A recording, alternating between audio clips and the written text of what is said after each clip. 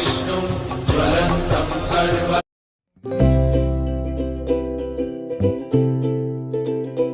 யாம் மெரிந்த குமாரன்பர்கள் அனைவருக்கும் வணக்கம். ஓம் வஜ்ரநாடாய வித்மகே தீஷ்டதம் சாயரிமி தன்னோ நரசிம்ம புஷோயார். இந்த பதிவு கொஞ்சம் தாமதமானதுக்கு மன்னிக்கணும். ஆடி மாசம் 2வது வாரமே வந்துருச்சு. இந்த ஆடி மாத விரதத்தை பத்தி கீழே பாக்கணும்னு பாக்காட்டீங்க, குறிப்பை நோட் பண்ணி வச்சு சொல்றேன். இந்த ஆடி மாத விரதத்தை பத்தியான ஒரு பதிவு. ஆடி மாதம் விரதம் அப்படின்றது வந்து பாத்தீங்கன்னா பாத்தீங்கன்னா சக்தி வழிபாடுக்குரியது. அதாவது அம்பாள் சொல்லுவமான எல்லா சக்தியும் வந்து இந்த மாசத்துல வந்து அனைவரும் வழிபடுவோம். இதுல வந்து செவ்வாய், வெள்ளி இந்த மாதிரி குறிப்பிட்ட கிழமைகள்ல வந்து சுவாமிக்கு வந்து விரதம் இருந்து வழிபடுவோம்.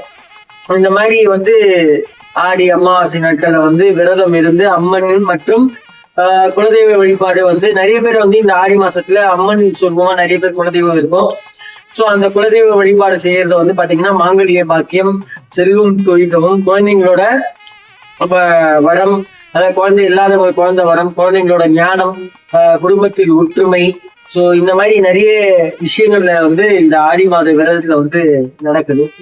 சோ அதனால இந்த ஆடி மாச விரதம் வந்து அனைவரும் வந்து கடைபிடிக்கிறாங்க. இப்ப இந்த ஆடி மாச விரதத்துல முதல்ல நம்ம பார்க்க போறது வந்து ஆடி செவ்வாய். தனித்தனியாவும் ஒரு ஷார்ட்ஸா வரும், பட் இப்போ ஒரு மொத்தமா ஒரு வீடியோவா போடுறேன். ஆடி செவ்வாய், செவ்வாய்க்கிழமை ராகு கால நேரத்தில் துர்க்கை அம்மனுக்கு எலுமிச்சை பழைய தீபம் ஏற்றி வழிபடுவது கடன் தொல்லை மற்றும் மாங்கல்ய தோஷங்கள் போகும். எனக்கு கடன் தொல்லை ரொம்ப நிறைய பைசா வந்து வெளியில நான் தர வேண்டியது இருக்கு, வர வேண்டியது இருக்கு.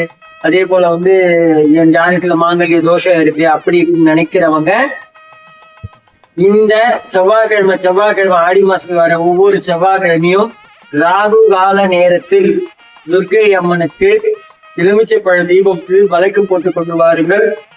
கண்டிப்பாக கடன் தொல்லையும் நீங்கும், மாங்கல்ய தோஷமும் நீங்கும்.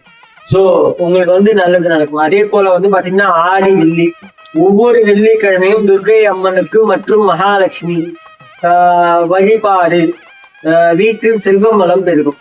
ஒவ்வொரு வெள்ளிக்கிழமையும் காலைல 10:30 12 ராகு கால நேரம் வந்து 2 அம்மனுமே வந்து தாயாருக்கும் அம்மனுக்கும் வந்து பொருந்தும். இந்த நேரத்துல வந்து பாத்தீங்கன்னா நீங்க வந்து அர்ச்சனை, உங்க குடும்பத்தை அர்ச்சனை செஞ்சு கொஞ்சம் வந்தீங்கன்னா உங்களுக்கு வந்து குடும்பத்துல செல்வம் வளம் வந்து நல்லா பெருகும். பணத்துக்கு எந்த ஒரு பற்றாக்குறையும் இருக்காது. ஆடி அமாவாசை இந்நாளில் ஆற்றங்கரை ஓரத்தில் முன்னோர்களுக்கு திதி தர்ப்பணம். அதாவது ஆடி அமாவாசைனாலே எல்லாருமே வந்து விசேஷமா எல்லா அமாவாசையும் பண்ண மாட்டாங்க. குறிப்பிட்ட ஒரு 2-3 அமாவாசை, தை அமாவாசை, ஆடி அமாவாசை, மாலை அமாவாசை, இந்த மாதிரி இந்த 3 அமாவாசையில தர்ப்பணம் பண்ணுவாங்க. ஸோ அந்த மாதிரி முன்னோர்களுக்கு தர்ப்பணம் கொடுப்பது பித்ரு தோஷங்களை நீக்கக்கூடியது. ஸோ இது வரைக்கும் யாரும் பண்ணலனாலும் இந்த ஆடி அமாவாசையில இறந்தவங்களுக்கு தர்ப்பணம் கொடுக்கணுன்றவங்க கொடுத்துட்டே வந்தீங்கன்னா பித்ரு தோஷங்கள் உங்க குடும்பத்தையே வந்து ரெண்டாது. அது ஒரு விஷயம். அதுக்கு அடுத்து பாத்தீங்கன்னா ஆடி பூரம். இந்த ஆடி பூரம் அப்படின்னு வந்து பாத்தீங்கன்னா பார்வதி தேவியின் அவதரித்த இந்நாள். இந்த நாள்ல தான் வந்து பார்வதி தேவி வந்து அவதரித்தாங்க.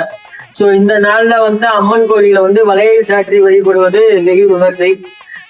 இந்த மாதிரி என் வீட்டுல வந்து புத்திர பாக்கியம் வேணும்னு நினைக்கிறவங்க வந்து வளையல வந்து வாங்கி கோயில கொடுத்து அம்மனுக்கு வந்து சாத்துவாங்க. சோ அதனால அந்த வளையல வாங்கி கொடுத்து அந்த விசேஷத்துல வந்து கலந்துக்கிட்டு அதுல வழிபடுறது ஒரு மிகப்பெரிய விசேஷம். அதே போல பாத்தீங்கன்னா ஆடி கிருத்திகை. ஆடி கிருத்திகை வந்து முருகனுக்குரிய நாள்.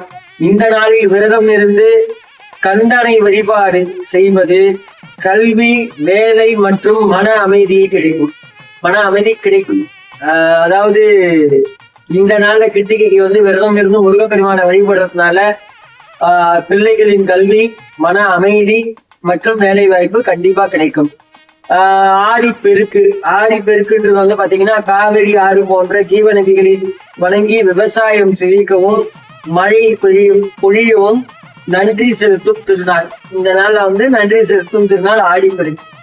ஸோ இந்த மாதிரி வந்து இப்ப நம்ம வந்து சென்னை இந்த மாதிரி நிறைய இடத்துல என்ன பண்ணுவாங்கன்னா ஆடிப்பெருக்குக்கு வந்து கோயிலுக்கு போயிட்டு மஞ்சள், அந்த மாங்கல்ய சரடு மாற்றிக்கிறது, இந்த மாதிரி நிறைய விஷயங்கள் செய்வாங்க. சோ இந்த மாதிரி விஷயங்கள் வந்து நம்ம இந்த ஆடி மாசம் விரதத்துல வந்து கண்டிப்பா நம்ம செஞ்சுக்கிட்டு வந்தோம்னா நம்மளுக்கு நிறைய நற்பலன்களை தரும்.